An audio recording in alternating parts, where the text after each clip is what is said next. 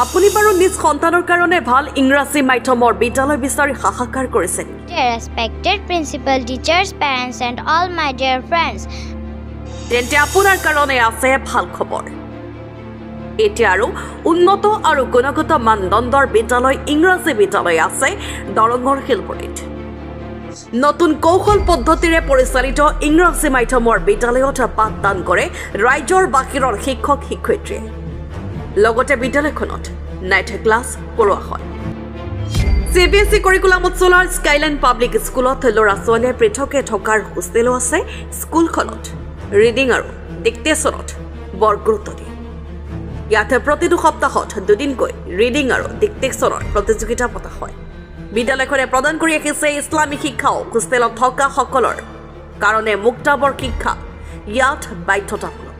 তদুপৰি নিৰ্বাচিত কিছু ছাত্ৰক হাফিজ আৰু ইংৰাজী শিক্ষা দুয়োটা একেলগে প্ৰদান কৰা হয়। 3.5 বছৰৰ পৰা 4 বছৰৰ ভিতৰত হাফিজ বনোৱাৰ লক্ষ্য বান্ধি লৈছে বিদ্যালয়খনে। আপোনাৰ সন্তানক যদিহে নামভৰ্তি কৰাব বিচাৰে তেন্তে যোগাযোগ কৰক 7002646625 নম্বৰত। যদি অভিভাৱকসকলে ভাবিছে যে তেওঁলোকৰ সন্তানক ইংৰাজী মাধ্যমৰ স্কুলত পঢ়াব, তেতিয়াহ'লে মই আহ্বান জনাম আমাৰ স্কুলত আহি নামভৰ্তি কৰক। এই স্কুলত স্কাইলাইন পাব্লিক স্কুল আজি 2টা বৰ্ষ পাৰ কৰিলে, এতিয়া 3টা বৰ্ষ গৈছে। আমাৰ অধ্যয়নৰত ছাত্ৰ ছাত্ৰীসকলৰ অভিভাৱকসকলে সুধিলে গম পাব যে স্কুলখনে কেনেকুৱা ধৰণৰ কোৱালিটি বেছড এডুকেশ্যন প্ৰভাইড কৰি আছে। প্ৰথম কথা হৈছে কি, আমি বেলেগ স্কুলতকৈ পৃথক। এই স্কুলৰ ফাউণ্ডেশ্যন যিটো আছিলে, এই ফাউণ্ডেশ্যনৰ মূল উদ্দেশ্যটোৱে বেলেগ আছিল, ভিজনটোৱে বেলেগ আছে। স্কুলখনত CBSE কাৰিকুলামত শিক্ষাদান কৰা হয়। ৰাজ্যৰ বাহিৰৰ পৰা টিচাৰ ইয়াত নিযুক্ত কৰা হৈছে। ইয়াত আপোনালোকৰ সন্তানৰ অগ্ৰগতি, শৈক্ষিক অগ্ৰগতি সপ্তাহে সপ্তাহে পেৰেণ্টছ গ্ৰুপত দিয়া হয়।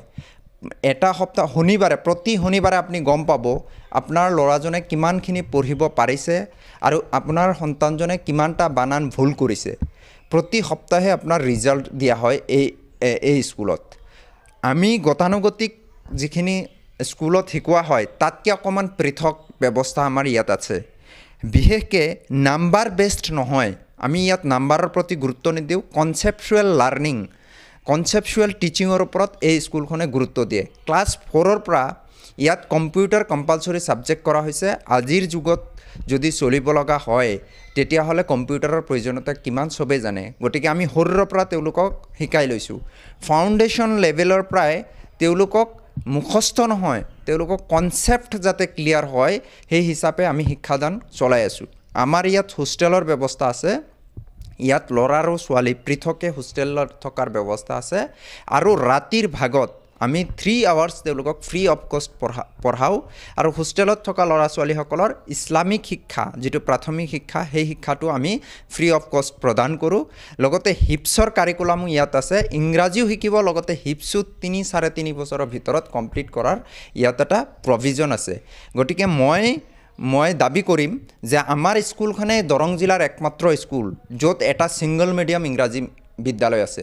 বহুত ইংৰাজী মিডিয়াম স্কুল আছে কিন্তু তাতে অসমীয়া মিডিয়াম মিক্স আছে, কিন্তু আমাৰ স্কুলখনত মিক্স কৰা নাই। মিক্স কৰাৰ লগে লগে ষ্টুডেণ্টখিনিৰ যিটো ষ্টেটাছ বা ষ্টেণ্ডাৰ্ড সেইটো কমি আহে, মিক্স আপ হৈ যায়। গতিকে মই ভাবিম যিসকলে ইংৰাজী মাধ্যমত পঢ়াব, সঁচাসঁচিকৈ ইংৰাজী মাধ্যমত পঢ়াব বিচাৰিছে তেওঁলোকে আমাৰ স্কুলত দিব লাগে। ইয়াত এটা ছাত্ৰ ছাত্ৰীসকলে চাই চলন, কথা বতৰা, পিন্ধন আদিকে কৰি কথা ব্যৱহাৰ, গোটেইখিনি ছিষ্টেমটো অকণমান হাই ষ্টেণ্ডাৰ্ড। আপোনালোকে গোটেই মানুহে যিসকলে আমাৰ স্কুল কেনেকুৱা চলি আছে ফ'ল' কৰে ইতিমধ্যে গম পাইছে। গতিকে আমি অকণমান ছাত্ৰ ছাত্ৰীসকলক হাই ষ্টেণ্ডাৰ্ডত লৈ যাব পাৰিছোঁ। গতিকে মই অভিভাৱকসকলক যিসকল নিজৰ ছাত্ৰ ছাত্ৰীসকলক নামভৰ্তি কৰিম বুলি ভাবিছে তেওঁলোকে আমাৰ ইয়াত এডমিশ্যন দিয়ক। আমি কেতিয়াও মেট্ৰিকৰ ৰিজাল্টৰ ওপৰত গুৰুত্ব নিদিওঁ, ছাকচেছফুল লাইফ কিদৰে মানুহ পাব পাৰে তাৰ ওপৰত গুৰুত্ব দিম। আজি বহুত দেখা যায় মেট্ৰিকত ভাল ৰিজাল্ট কৰে, তেওঁলোকে মেট্ৰিকৰ পিছত মেট্ৰিকত লেটাৰ পায়, মেট্ৰিকত ষ্টেণ্ড কৰে, ষ্টাৰ পায়, কিন্তু 10 বছৰ 15 বছৰ পিছত 5 বছৰ পিছত সেই ল'ৰা ছোৱালীখিনি হেৰাই যায়, তেওঁলোকৰ ভৱিষ্যত নোহোৱা হৈ যায়। সেইকাৰণে কনচেপচুৱেল লাৰ্ণিংটো আমাৰ ইয়াত মেণ্ডেটৰী। ইয়াত কোনো মুখস্থ বিদ্যাত দিয়া নহয়। মুখস্থ বিদ্যা হ'লে নাম্বাৰ পাব, মুখস্থ কৰিব, লিখিব, নাম্বাৰ পাব, লাইফ ছাকচেছ নহ'ব। গতিকে মই আহ্বান জনাম যিসকলে ইচ্ছুক তেওঁলোকে অতি সোনকালে, মাত্ৰ 100টা ছিট আছে, ইতিমধ্যে 25 নম্বৰ ছিট আমাৰ ভৰ্তি হৈ গৈছে, 75 খালী আছে আমাৰ।